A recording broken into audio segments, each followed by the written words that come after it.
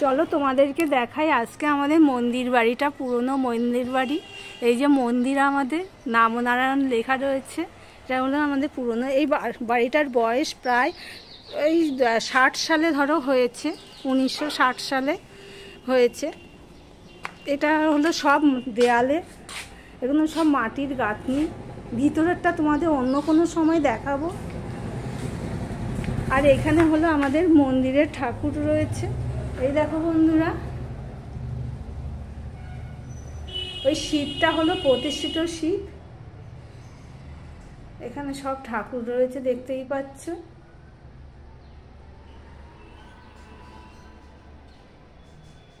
তাহলে পৈতৃক এখানে এখন আমরা থাকি না, এখন আমরা এই 2 মিনিট এই রাস্তার এপার ওপার ওই বাড়িতে আমরা থাকি, প্রেস বাড়িতে। এটা পৈতৃক বাড়ি, মানে কি আমার শ্বশুরের বাবার বাড়ি আর কি। তাহলে এই মন্দিরের ঠাকুরের ছবি, বালব্রহ্মচারী, সরস্বতী, ওদিকে বাসুদেব রয়েছে, নারায়ণ রয়েছে, এখানে গোপাল রয়েছে 2টো, লক্ষ্মীনারায়ণ, প্রতিষ্ঠিত শিব রয়েছে, এটা দুর্গা ঠাকুরের ছবি রয়েছে। এই লক্ষ্মীর ঘট, ব্রাহ্মণ আসে, এসে পুজো করে দিয়ে যায়। দেখো, রেসিপিতে যাওয়ার আগে তোমাদেরকে আমি দেখাচ্ছি আমাদের পুরনো যে পৈতৃক বাড়িটা আছে, সেখানে আমি এসেছি। দেখো, এখানে লাউ গাছ হয়েছে। আমাদের রবিদা, এই যে রবিদা একটু তাকাও। আমাদের এই যে রবিদা এই থাকে এই বাড়িতে, হ্যাঁ, সেই সব লাগায়। আমরা মাঝে মাঝে আসি সবাই, এসে সব সবজি শাক পাতা নিয়ে যায়। আর এখানে দেখো সব রয়েছে, ওখানে মিষ্টি কুমড়ো শাক রয়েছে, এখান থেকে দেখানো যাচ্ছে না, এবার দেখতে পাচ্ছ। এই যে মিষ্টি কুমড়ো শাক পাতা এখান থেকেই নিয়ে আমি ভিডিও করেছি, তা কাটার সময় আর দেখানো হয়নি। আর এদিকে দেখো বেগুন গাছ রয়েছে, ডাঁটা শাক রয়েছে। তাহলে চলো এবার রেসিপিতে যাই। নমস্কার বন্ধুরা, আপনারা দেখছেন কুকিং হাউস অফ অনিমা। আমি এই বাটিতে হাফ বাটির এতখানি মতন আমি ডাল নিয়ে নিয়েছি, মুগের ডাল। সেই মুগের ডালটা আমি হালকা করে ভেজে নেব, বেশি ভাজবো না। আজকে আমি রান্না করব, টাইটেল থাম্বনেল থেকে তো বুঝেই গেছো। হ্যাঁ, এই গরমে পেট ঠান্ডা করার জন্য রেসিপি, লাউ ডাল করব। সেই লাউ ডালটা করার জন্য মুগ ডালটা আমি হালকা করে ভেজে নিচ্ছি, দেখতেই পাচ্ছ। দেখো বন্ধুরা, তোমাদের ডালটার ভাজাটা আর দেখানো হয়নি, হালকা করেই ভেজেছি। তারপরে একটা বাটিতে জল গরম করে দিয়ে তারপরে ডালটা দিয়েছি। ডালটা ঠিক সিদ্ধ হয়ে গেছে, দেখতেই পাচ্ছ। এবার ডালটা নামিয়ে রেখে আমি একটা কড়াই বসিয়ে দিচ্ছি। আর এদিকে দেখো, আমি যেহেতু লাউ ডাল করবো, সেই জন্য দেখো লাউগুলোকে ঠিক এরকম ছোট ছোট করে আমি কেটে নিয়েছি, কেটে ধুয়ে নিয়েছি। এবার কড়াইটা গরম হওয়ার জন্য অপেক্ষা করব, দেখতে থাকো বন্ধুরা। দেখো, কড়াইটা গরম হয়ে গেছে, তেলও দিয়ে দিয়েছি, তেলটাও গরম হয়ে গেছে। এই অবস্থায় একটা শুকনো লঙ্কাকে 2 টুকরো করে দিয়ে দিলাম একটা তেজপাতা। আর এখানে দেখো 5 ফোড়ন নিয়েছি, হাফ চামচের মতন 5 ফোড়নটা দিয়ে দিলাম। সম্পূর্ণ পেঁয়াজ রসুন ছাড়া একটা রেসিপি, নিরামিষ রেসিপি। নিরামিষের দিনে এইভাবে লাউ ডাল করে তোমরা খেতে পারো। এবারে দেখো ফোড়নটা হয়ে গেলে আমি যে কেটে ধুয়ে রাখা লাউটা দিয়ে দিলাম।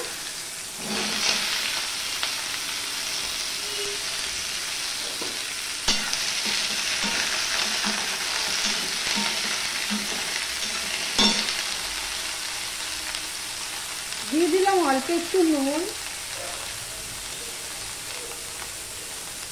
দিয়ে দিলাম হলুদ, দিয়ে সম্পূর্ণটা মিশিয়ে নিচ্ছি, দেখতেই পাচ্ছ। দেখো, নুন হলুদ দিয়ে একটু নেড়ে চেড়ে আমি ঢেকে দিয়েছি। প্রায় 1 মিনিটের পর তোমাদের সামনে আসলাম। দেখো, লাউয়ের থেকে অনেকটাই জল বেরিয়ে গেছে। এবার দিয়ে দিচ্ছি 3টে কাঁচা লঙ্কা। এখানে গুঁড়ো লঙ্কার ব্যবহার করব না।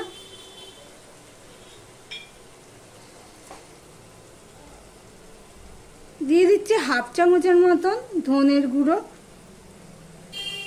আর হাফ চামচেরও কম জিরের গুঁড়ো। আমি আরও একটু হলুদ দিয়ে দেবো। দেখো মশলাটা কষানোর জন্য আমি আর জল দেব না, কেননা লাউয়ের থেকে অনেকটাই জল বেরিয়ে গেছে, সেই জন্য আর জল দেব না। এখানে আমি একটুখানি আদা দিয়ে দেবো। এটা অপশনাল, তোমরা দিতেও পারো নাও দিতে পারো, তবে আদা দিলে কি হয়, 1 চামচের মতন আদা পেস্ট দিয়ে দিলাম। আদা দিলে কি হয়, খেতে ভালো লাগে। এবার আমি এটা কষাতে থাকবো, যতক্ষণ না কষানো হচ্ছে ততক্ষণ দেখতে থাকো বন্ধুরা। দেখো বন্ধুরা, মশলাটা কষানো হয়ে গেছে। আমি এখানে 8 খানা টমেটো দিয়ে দিলাম।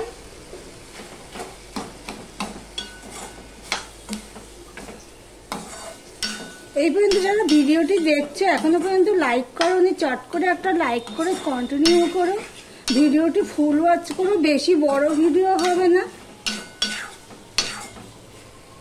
আর এখানে যে সিদ্ধ করে রেখেছি ডালটা, এবার ডালটা আমি দিয়ে দেব। এইভাবে একবার লাউ ডাল খেয়ে দেখতে পারো, ভালোই লাগে খেতে। এই গরমে মশলা ছাড়া একদম তরকারি। সামান্য একটু মশলা দিয়েছি, গুঁড়ো লঙ্কা তো দিইনি। এখানে আর একটু জল লাগবে। আমার ভিডিওটি যদি ভালো লেগে থাকে প্লিজ লাইক কমেন্ট শেয়ার করে দিও। আর যারা নতুন বন্ধু ভিডিওটি দেখছো এখনো পর্যন্ত সাবস্ক্রাইব করোনি, তাদেরকে বলবো সাবস্ক্রাইব করে পাশে থাকার জন্য। লাউটা প্রায় অর্ধেকের বেশি সিদ্ধ হয়ে গেছে, ডালও সিদ্ধ হয়ে গেছে। আমি আর জল দেব না, এই জলটুকুই থাকবে। এবার ফুটে ওঠার জন্য আমি অপেক্ষা করব, আর ডালটা যাতে সিদ্ধ হয়ে যায় লাউটা, সেটার জন্য অপেক্ষা করব। দেখতে থাকো বন্ধুরা।